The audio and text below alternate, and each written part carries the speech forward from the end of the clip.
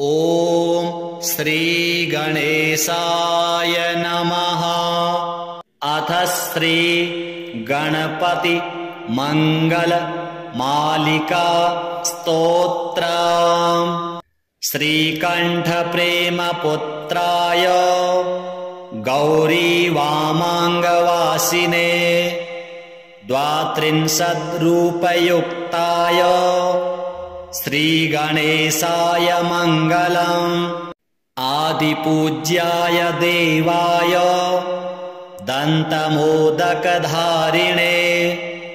वल्लभप्राणकान्ताय श्रीगणेशाय मङ्गलम्। लम्बोदराय शान्ताय चन्द्रगर्वापहारिणे गजाननाय प्रभवे श्रीगणेशाय मङ्गलम्। पञ्चहस्ताय वन्द्याय पाशाङ्कुशधराय च श्रीमते गजकर्णाय श्रीगणेशाय मङ्गलम्। द्वैमातुराय बालाय हेरम्बाय महात्मने विकटायाखुवाहाय श्रीगणेशाय मङ्गलम्। कृष्णशृङ्गायाजिताय क्षिप्राभीष्टार्थदायिने सिद्धिबुद्धिप्रमोदाय श्रीगणेशाय मङ्गलम्। विलम्बियज्ञसूत्राय सर्वविघ्ननिवारिणे दूर्वादलसुपूज्याय श्रीगणेशाय मङ्गलम्। महाकायाय भीमाय महासेनाग्रजन्मने त्रिपुरारिवरोधात्रे श्रीगणेशाय मङ्गलम्। सिन्दूररम्यवर्णाय नागबद्धोदराय च आमोदाय प्रमोदाय श्रीगणेशाय मङ्गलम्। विघ्नकर्त्रे दुर्मुखाय विघ्नहर्त्रे शिवात्मने सुमुखायैकदन्ताय श्रीगणेशाय मङ्गलम्। समस्तगणनाथाय विष्णवे धूमकेतवे त्र्यक्षाय भालचन्द्राय श्रीगणेशाय मङ्गलम्। चतुरथीशाय मान्याय सर्वविद्याप्रदायिने वक्रतुण्डाय कुब्जाय श्रीगणेशाय मङ्गलम्। तुण्डिने कपिलाक्षाय श्रेष्ठाय ऋणहारिणे उद्दण्डोद्दण्डरूपाय श्रीगणेशाय मङ्गलम्। कष्टहर्त्रे द्विदेहाय भक्तेष्टजयदायिने विनायकाय विभवे श्रीगणेशाय मङ्गलम्। सच्चिदानन्दरूपाय निर्गुणाय गुणात्मने वटवे लोकगुरवे श्रीगणेशाय मङ्गलम्। श्रीचामुण्डासुपुत्राय प्रसन्नवदनाय च श्रीराजराजसेव्याय श्रीगणेशाय मङ्गलम्। श्रीचामुण्डाकृपापात्र श्रीकृष्णेन्द्रविनिर्मिताम् विभूतिमातृकारम्याम् कल्याणैश्वर्यदायिनीम् श्रीमहागणनाथस्य शुभां मङ्गलमालिकाम् यः पठेत् सततं वाणीं लक्ष्मीं सिद्धिमवाप्नुयात्। श्रीगणपति देवार्पणमस्तु। श्रीकण्ठप्रेमपुत्राय गौरीवामाङ्गवासिने 32रूपयुक्ताय श्रीगणेशाय मङ्गलम्। आदिपूज्याय देवाय दन्तमोदकधारिणे वल्लभप्राणकान्ताय श्रीगणेशाय मङ्गलम्। लम्बोदराय शान्ताय चन्द्रगर्वापहारिणे गजाननाय प्रभवे श्रीगणेशाय मङ्गलम्। पञ्चहस्ताय वन्द्याय पाशाङ्कुशधराय च श्रीमते गजकर्णाय श्रीगणेशाय मङ्गलम्। द्वैमातुराय बालाय हेरम्बाय महात्मने विकटायाखुवाहाय श्रीगणेशाय मङ्गलम्। कृष्णशृङ्गायाजिताय क्षिप्राभीष्टार्थदायिने सिद्धिबुद्धिप्रमोदाय श्रीगणेशाय मङ्गलम्।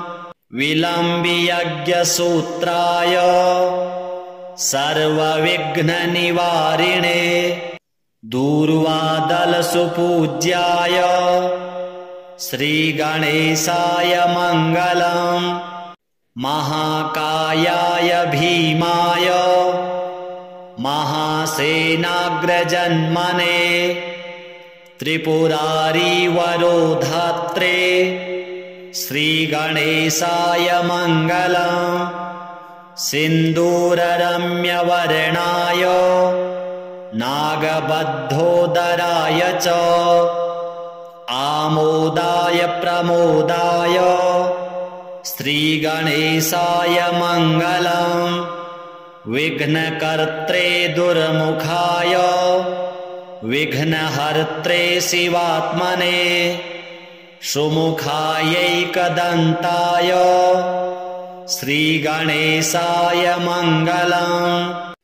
समस्तगणनाथाय विष्णवे धूमकेतवे त्र्यक्षाय भालचन्द्राय श्रीगणेशाय मङ्गलम्। चतुरथीशाय मान्याय सर्वविद्याप्रदायिने वक्रतुण्डाय कुब्जाय श्रीगणेशाय मङ्गलम्। तुण्डिने कपिलाक्षाय श्रेष्ठाय ऋणहारिणे उद्दण्डोद्दण्डरूपाय श्रीगणेशाय मङ्गलम्।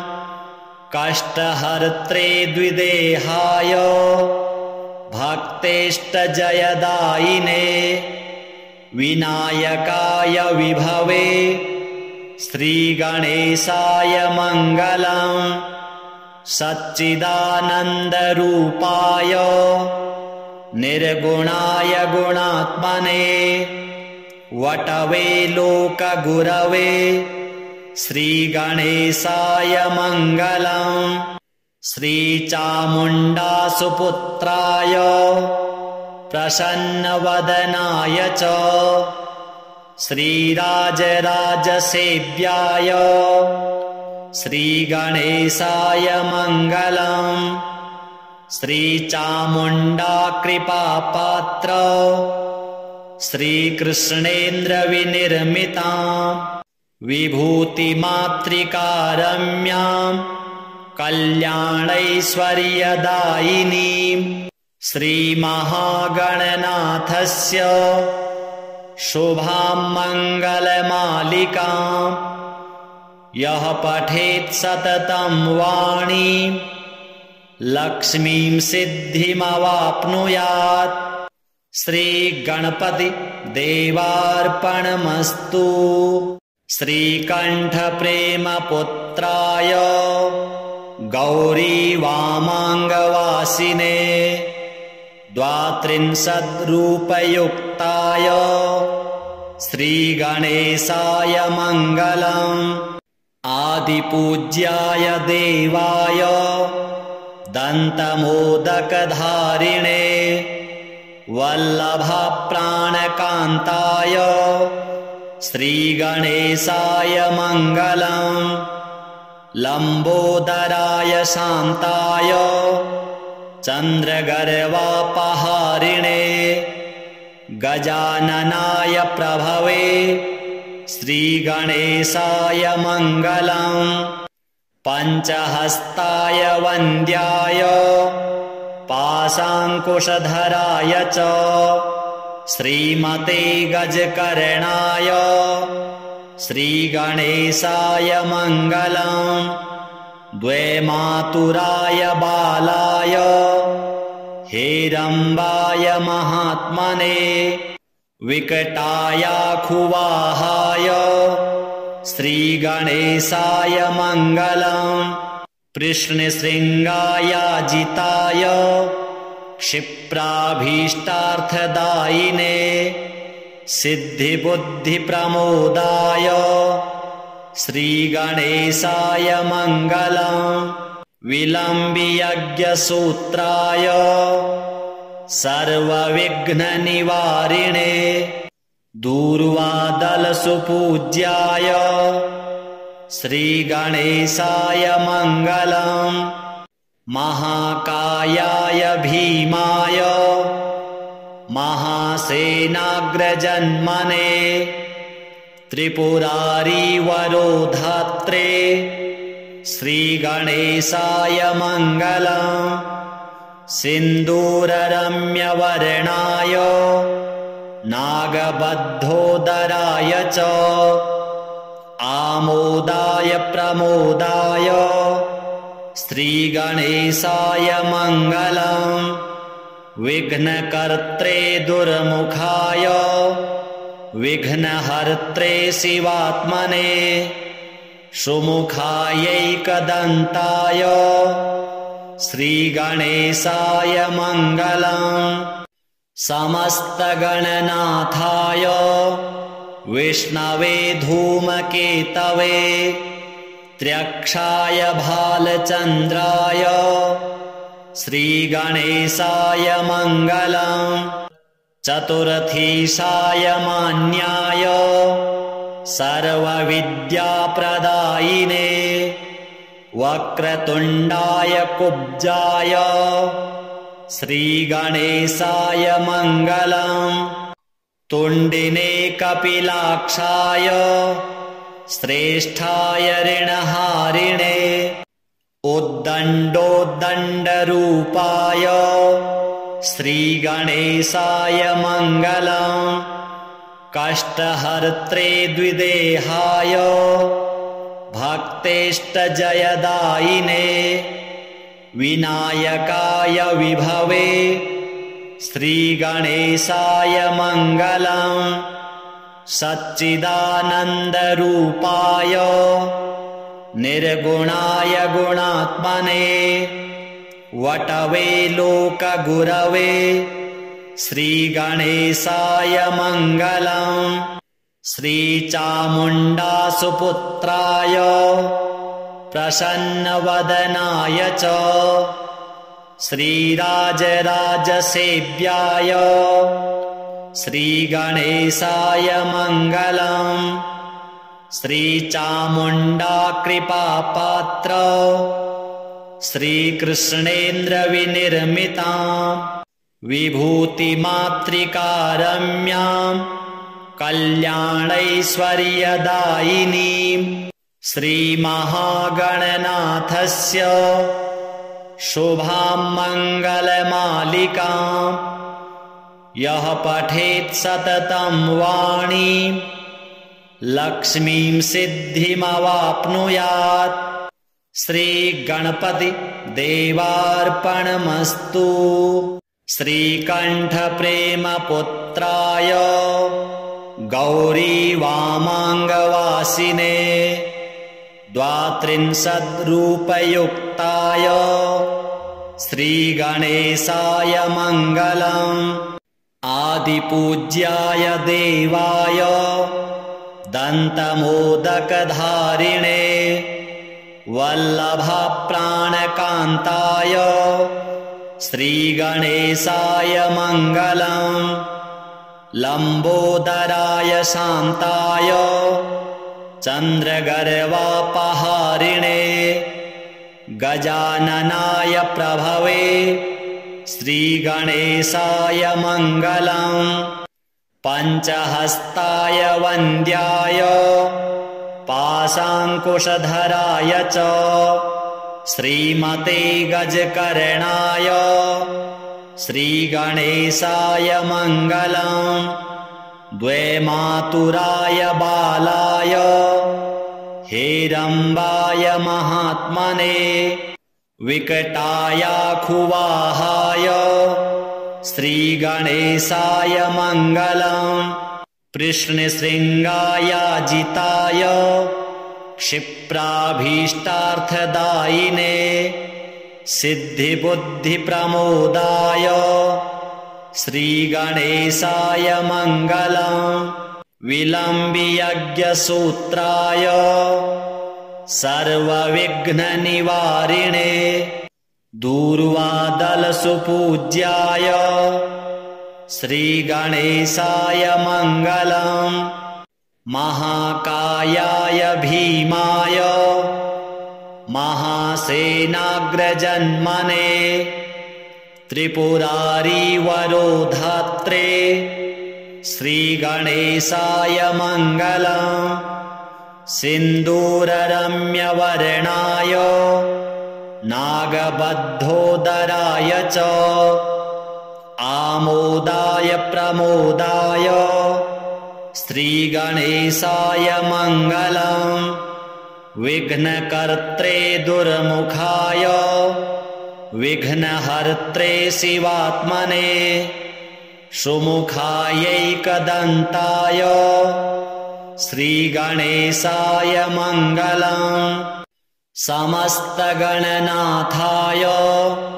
विष्णवे धूमकेतवे त्र्यक्षाय भालचन्द्राय श्रीगणेशाय मङ्गलम्।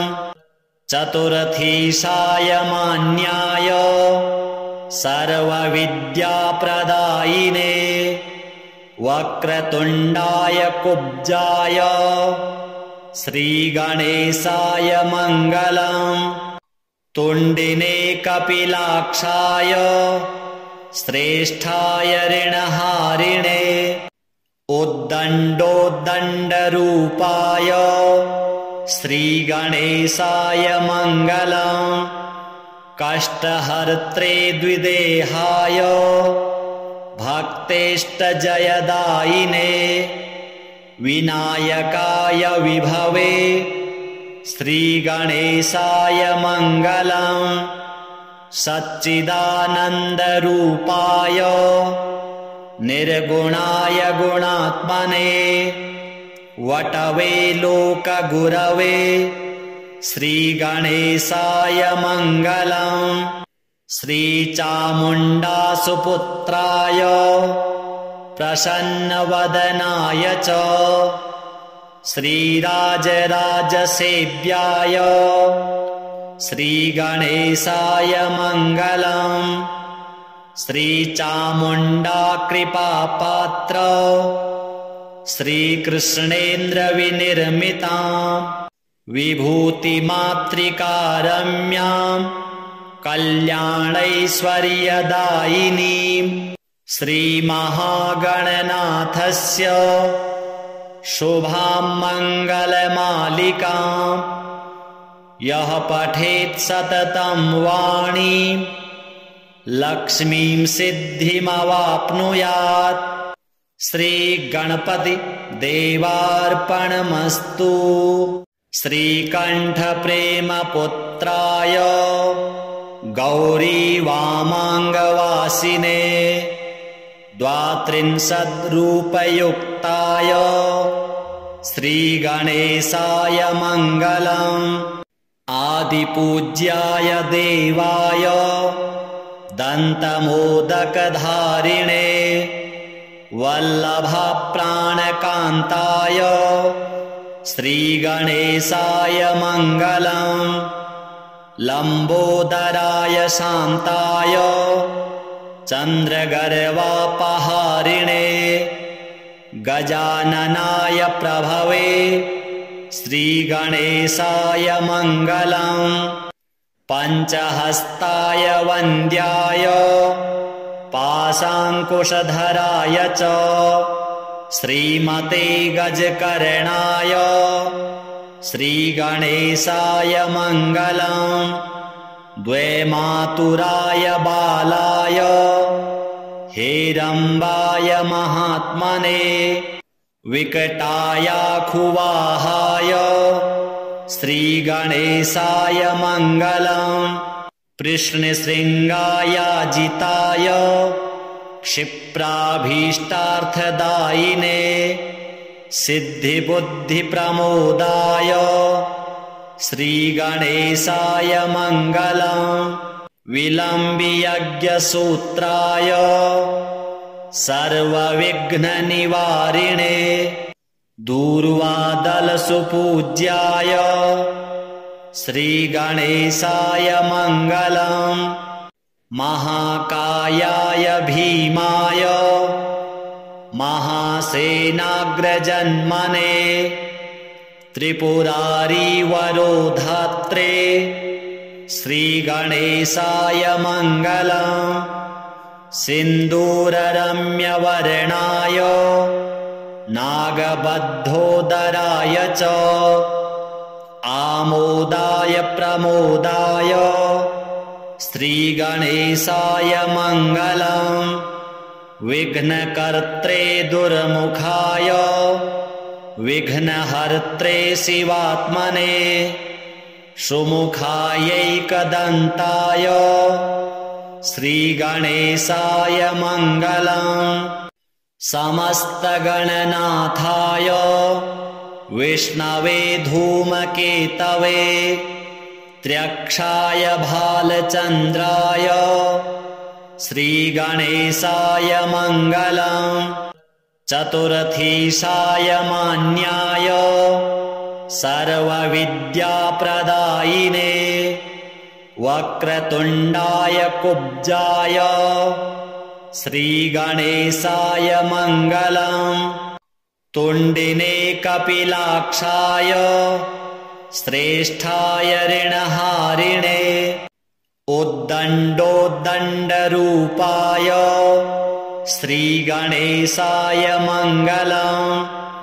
कष्टहर्त्रे द्विदेहाय भक्तेष्टजयदायिने विनायकाय विभवे श्रीगणेशाय मङ्गलम्। सच्चिदानन्दरूपाय निर्गुणाय गुणात्मने वटवे लोकगुरवे श्रीगणेशाय मङ्गलम्। श्रीचामुण्डासुपुत्राय प्रसन्नवदनाय च श्रीराजराजसेव्याय श्रीगणेशाय मङ्गलम्। श्रीचामुण्डाकृपापात्र श्रीकृष्णेन्द्रविनिर्मिताम् विभूतिमातृकारम्याम् कल्याणैश्वर्यदायिनीम् श्रीमहागणनाथस्य शुभां मङ्गलमालिकाम् यः पठेत् सततं वाणीं लक्ष्मीं सिद्धिमवाप्नुयात्। श्रीगणपति देवार्पणमस्तु। श्रीकण्ठप्रेमपुत्राय गौरी वामाङ्गवासिने द्वात्रिंशद्रूपयुक्ताय श्रीगणेशाय मङ्गलम्। आदिपूज्याय देवाय दन्तमोदकधारिणे वल्लभप्राणकान्ताय श्रीगणेशाय मङ्गलम्। लम्बोदराय शान्ताय चन्द्रगर्वापहारिणे गजाननाय प्रभवे श्रीगणेशाय मङ्गलम्। पञ्चहस्ताय वन्द्याय पाशाङ्कुशधराय च श्रीमते गजकर्णाय श्रीगणेशाय मङ्गलम्। द्वैमातुराय बालाय हेरम्बाय महात्मने विकटायाखुवाहाय श्रीगणेशाय मङ्गलम्। कृष्णशृङ्गायाजिताय क्षिप्राभीष्टार्थदायिने सिद्धिबुद्धिप्रमोदाय श्रीगणेशाय मङ्गलम्। विलम्बियज्ञसूत्राय सर्वविघ्ननिवारिणे दूर्वादलसुपूज्याय श्रीगणेशाय मङ्गलम्। महाकायाय भीमाय महासेनाग्रजन्मने त्रिपुरारिवरोधात्रे श्रीगणेशाय मङ्गलम्। सिन्दूररम्यवर्णाय नागबद्धोदराय च आमोदाय प्रमोदाय श्रीगणेशाय मङ्गलम्। विघ्नकर्त्रे दुर्मुखाय विघ्नहर्त्रे शिवात्मने सुमुखायैकदन्ताय श्रीगणेशाय मङ्गलम्।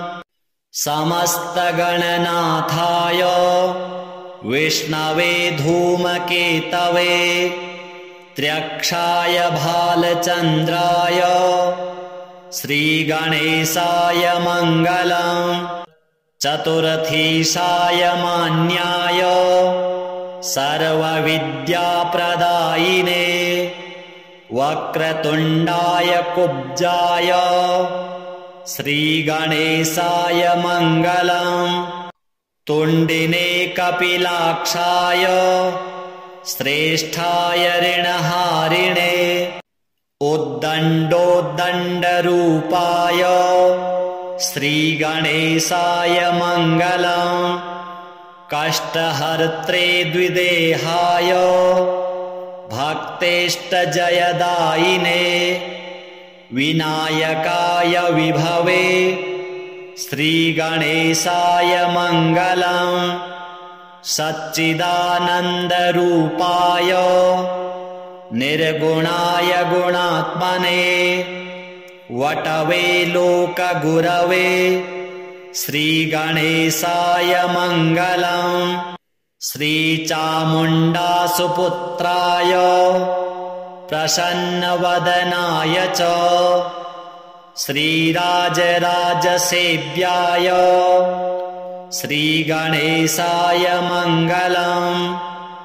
श्रीचामुण्डाकृपापात्र श्रीकृष्णेन्द्रविनिर्मिताम् विभूतिमातृकारम्याम् कल्याणैश्वर्यदायिनीम् श्रीमहागणनाथस्य शुभां मङ्गलमालिकाम् यः पठेत् सततं वाणीं लक्ष्मीं सिद्धिमवाप्नुयात्। श्रीगणपति देवार्पणमस्तु। श्रीकण्ठप्रेमपुत्राय गौरीवामाङ्गवासिने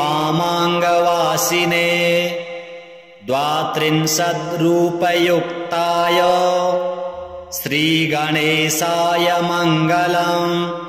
आदिपूज्याय देवाय दन्तमोदकधारिणे वल्लभप्राणकान्ताय श्रीगणेशाय मङ्गलम्।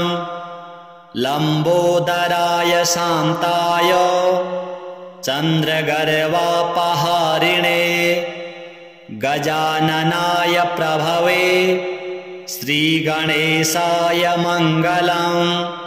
पञ्चहस्ताय वन्द्याय पाशाङ्कुशधराय च श्रीमते गजकर्णाय श्रीगणेशाय मङ्गलम्। द्वैमातुराय बालाय हेरम्बाय महात्मने विकटायाखुवाहाय श्रीगणेशाय मङ्गलम्। कृष्णशृङ्गायाजिताय क्षिप्राभीष्टार्थदायिने सिद्धिबुद्धिप्रमोदाय श्रीगणेशाय मङ्गलम्। विलम्बियज्ञसूत्राय सर्वविघ्ननिवारिणे दूर्वादलसुपूज्याय श्रीगणेशाय मङ्गलम्। महाकायाय भीमाय महासेनाग्रजन्मने त्रिपुरारिवरोधात्रे श्रीगणेशाय मङ्गलम्। सिन्दूररम्यवर्णाय नागबद्धोदराय च आमोदाय प्रमोदाय श्रीगणेशाय मङ्गलम्। विघ्नकर्त्रे दुर्मुखाय विघ्नहर्त्रे शिवात्मने सुमुखायैकदन्ताय श्रीगणेशाय मङ्गलम्। समस्तगणनाथाय विष्णवे धूमकेतवे त्र्यक्षाय भालचन्द्राय श्रीगणेशाय मङ्गलम्। चतुरथीशाय मान्याय सर्वविद्याप्रदायिने वक्रतुण्डाय कुब्जाय श्रीगणेशाय मङ्गलम्। तुण्डिने कपिलाक्षाय श्रेष्ठाय ऋणहारिणे उद्दण्डोद्दण्डरूपाय श्रीगणेशाय मङ्गलम्। कष्टहर्त्रे द्विदेहाय भक्तेष्टजयदायिने विनायकाय विभवे श्रीगणेशाय मङ्गलम्। सच्चिदानन्दरूपाय निर्गुणाय गुणात्मने वटवे लोकगुरवे श्रीगणेशाय मङ्गलम्। श्रीचामुण्डासुपुत्राय प्रसन्नवदनाय च श्रीराजराजसेव्याय श्रीगणेशाय मङ्गलम्। श्रीचामुण्डाकृपापात्र श्रीकृष्णेन्द्रविनिर्मिताम् विभूतिमातृकारम्याम् कल्याणैश्वर्यदायिनीम् श्रीमहागणनाथस्य शुभां मङ्गलमालिकाम् यः पठेत् सततं वाणीं लक्ष्मीं सिद्धिमवाप्नुयात्। श्रीगणपति देवार्पणमस्तु। श्रीकण्ठप्रेमपुत्राय गौरीवामाङ्गवासिने 32रूपयुक्ताय श्रीगणेशाय मङ्गलम्। आदिपूज्याय देवाय दन्तमोदकधारिणे वल्लभप्राणकान्ताय श्रीगणेशाय मङ्गलम्। लम्बोदराय शान्ताय चन्द्रगर्वापहारिणे गजाननाय प्रभवे श्रीगणेशाय मङ्गलम्। पञ्चहस्ताय वन्द्याय पाशाङ्कुशधराय च श्रीमते गजकर्णाय श्रीगणेशाय मङ्गलम्। द्वैमातुराय बालाय हेरम्बाय महात्मने विकटायाखुवाहाय श्रीगणेशाय मङ्गलम्। कृष्णशृङ्गायाजिताय क्षिप्राभीष्टार्थदायिने सिद्धिबुद्धिप्रमोदाय श्रीगणेशाय मङ्गलम्। विलम्बियज्ञसूत्राय सर्वविघ्ननिवारिणे दूर्वादलसुपूज्याय श्रीगणेशाय मङ्गलम्। महाकायाय भीमाय महासेनाग्रजन्मने त्रिपुरारिवरोधात्रे श्रीगणेशाय मङ्गलम्। सिन्दूररम्यवर्णाय नागबद्धोदराय च आमोदाय प्रमोदाय श्रीगणेशाय मङ्गलम्। विघ्नकर्त्रे दुर्मुखाय विघ्नहर्त्रे शिवात्मने सुमुखायैकदन्ताय श्रीगणेशाय मङ्गलम्। समस्तगणनाथाय विष्णवे धूमकेतवे त्र्यक्षाय भालचन्द्राय श्रीगणेशाय मङ्गलम्। चतुरथीशाय मान्याय सर्वविद्याप्रदायिने वक्रतुण्डाय कुब्जाय श्रीगणेशाय मङ्गलम्। तुण्डिने कपिलाक्षाय श्रेष्ठाय ऋणहारिणे उद्दण्डोद्दण्डरूपाय श्रीगणेशाय मङ्गलम्। कष्टहर्त्रे द्विदेहाय भक्तेष्टजयदायिने विनायकाय विभवे श्रीगणेशाय मङ्गलम्। सच्चिदानन्दरूपाय निर्गुणाय गुणात्मने वटवे लोकगुरवे श्रीगणेशाय मङ्गलम्। श्रीचामुण्डासुपुत्राय प्रसन्नवदनाय च श्रीराजराजसेव्याय श्रीगणेशाय मङ्गलम्। श्रीचामुण्डाकृपापात्र श्रीकृष्णेन्द्रविनिर्मिताम् विभूतिमातृकारम्याम् कल्याणैश्वर्यदायिनीम् श्रीमहागणनाथस्य शुभां मङ्गलमालिकाम् यः पठेत् सततं वाणीं लक्ष्मीं सिद्धिमवाप्नुयात्। श्रीगणपति देवार्पणमस्तु। श्रीकण्ठप्रेमपुत्राय गौरीवामाङ्गवासिने 32रूपयुक्ताय श्रीगणेशाय मङ्गलम्। आदिपूज्याय देवाय दन्तमोदकधारिणे वल्लभप्राणकान्ताय श्रीगणेशाय मङ्गलम्। लम्बोदराय शान्ताय चन्द्रगर्वापहारिणे गजाननाय प्रभवे श्रीगणेशाय मङ्गलम्।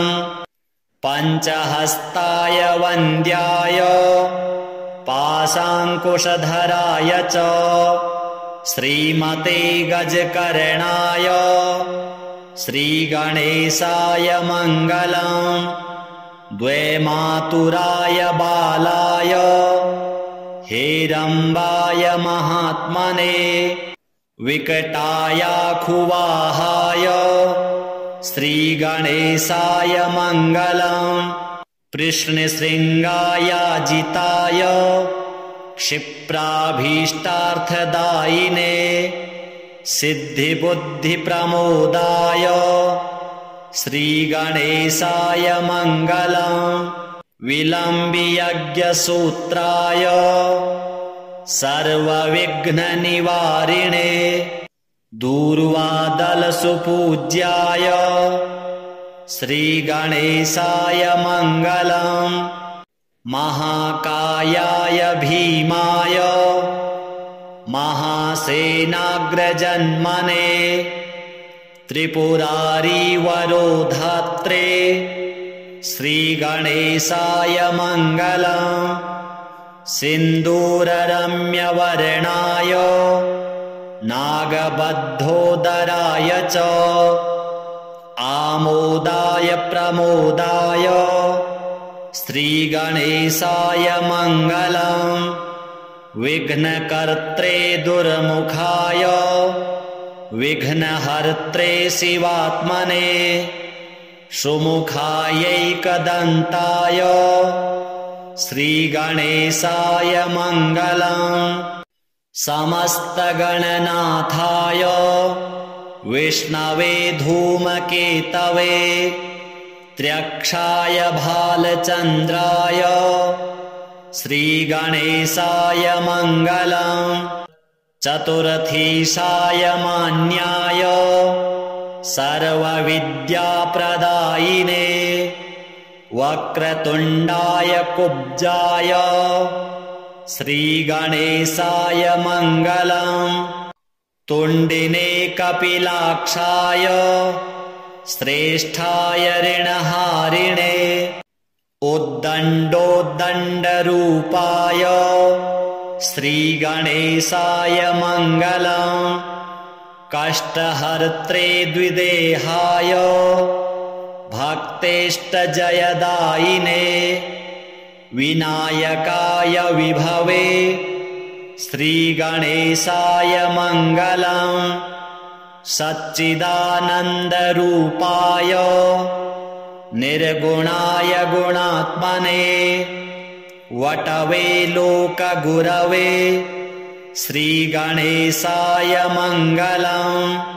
श्रीचामुण्डासुपुत्राय प्रसन्नवदनाय च श्रीराजराजसेव्याय श्रीगणेशाय मङ्गलम्।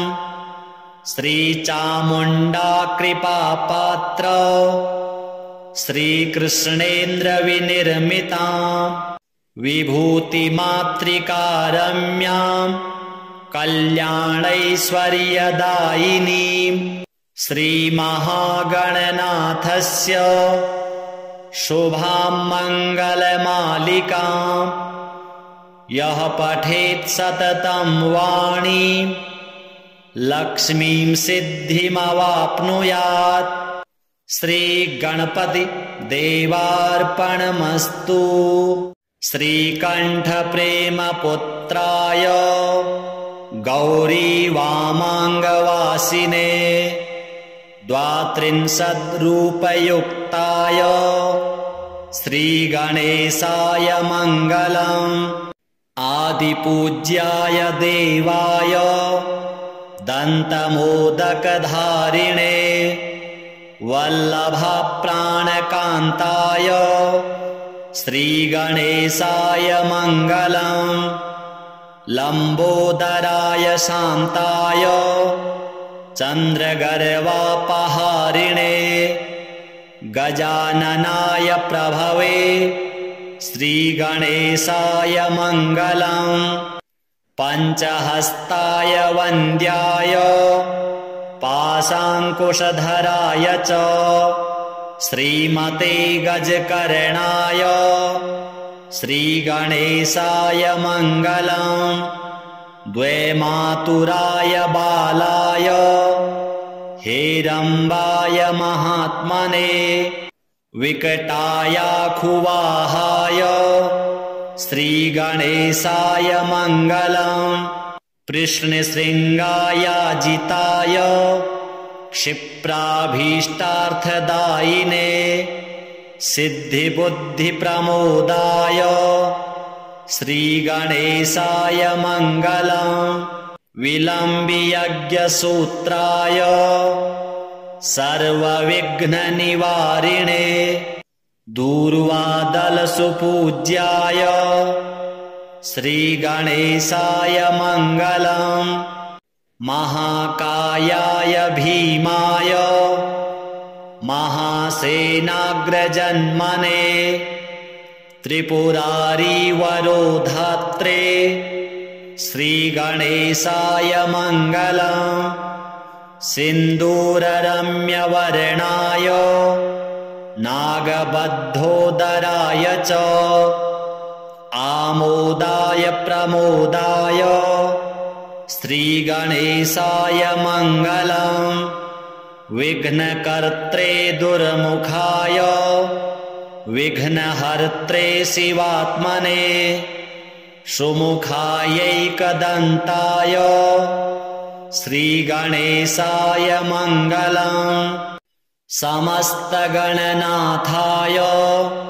विष्णवे धूमकेतवे त्र्यक्षाय भालचन्द्राय श्रीगणेशाय मङ्गलम् चतुर्थीशाय मान्याय सर्वविद्याप्रदायिने वक्रतुण्डाय कुब्जाय श्रीगणेशाय मङ्गलम् तुण्डिने कपिलाक्षाय श्रेष्ठाय ऋणहारिणे उद्दण्डोद्दण्डरूपाय श्रीगणेशाय मङ्गलम् कष्टहर्त्रे द्विदेहाय भक्तेष्टजयदायिने विनायकाय विभवे श्रीगणेशाय मङ्गलम् सच्चिदानन्दरूपाय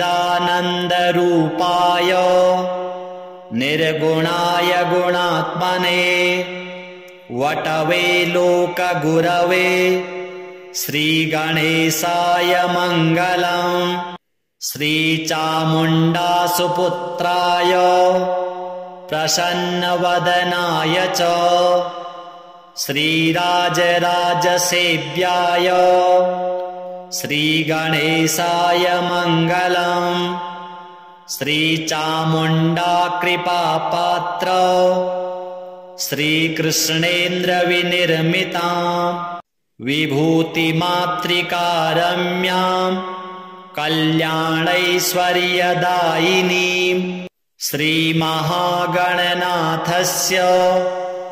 शुभां मङ्गलमालिकाम् यः पठेत् सततं वाणीं लक्ष्मीं सिद्धिमवाप्नुयात्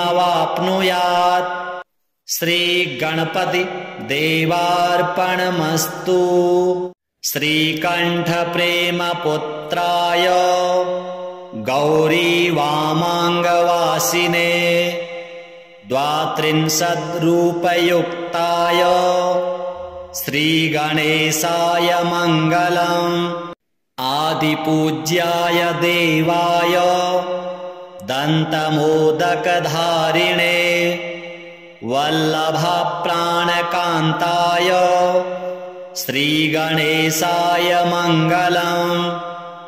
लम्बोदराय शान्ताय चन्द्रगर्वापहारिणे गजाननाय प्रभवे श्रीगणेशाय मङ्गलम्।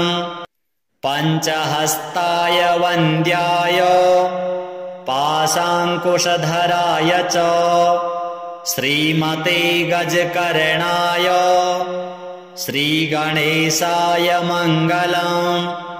द्वैमातुराय बालाय हेरम्बाय महात्मने विकटायाखुवाहाय श्रीगणेशाय मङ्गलम्। कृष्णशृङ्गायाजिताय क्षिप्राभीष्टार्थदायिने सिद्धिबुद्धिप्रमोदाय श्रीगणेशाय मङ्गलम्। विलम्बियज्ञसूत्राय सर्वविघ्ननिवारिणे दूर्वादलसुपूज्याय श्रीगणेशाय मङ्गलम्। महाकायाय भीमाय महासेनाग्रजन्मने त्रिपुरारिवरोधात्रे श्रीगणेशाय मङ्गलम्। सिन्दूररम्यवर्णाय नागबद्धोदराय च आमोदाय प्रमोदाय श्रीगणेशाय मङ्गलम्। विघ्नकर्त्रे दुर्मुखाय विघ्नहर्त्रे शिवात्मने सुमुखायैकदन्ताय श्रीगणेशाय मङ्गलम्। समस्तगणनाथाय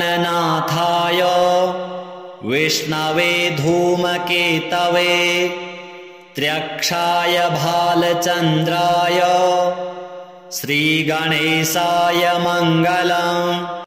चतुर्थीशाय मान्याय सर्वविद्याप्रदायिने वक्रतुण्डाय कुब्जाय श्रीगणेशाय मङ्गलम्।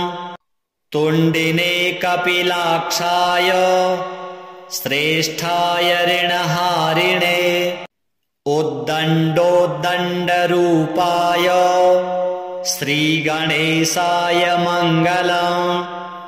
कष्टहर्त्रे द्विदेहाय भक्तेष्टजयदायिने विनायकाय विभवे श्रीगणेशाय मङ्गलम्। सच्चिदानन्दरूपाय निर्गुणाय गुणात्मने वटवे लोकगुरवे श्रीगणेशाय मङ्गलम्। श्रीचामुण्डासुपुत्राय प्रसन्नवदनाय च श्रीराजराजसेव्याय श्रीगणेशाय मङ्गलम्। श्रीचामुण्डाकृपापात्र श्रीकृष्णेन्द्रविनिर्मिताम् विभूतिमातृकारम्याम् कल्याणैश्वर्यदायिनीम् श्रीमहागणनाथस्य शुभां मङ्गलमालिकाम् यः पठेत् सततं वाणीं लक्ष्मीं सिद्धिमवाप्नुयात्। श्रीगणपति देवार्पणमस्तु।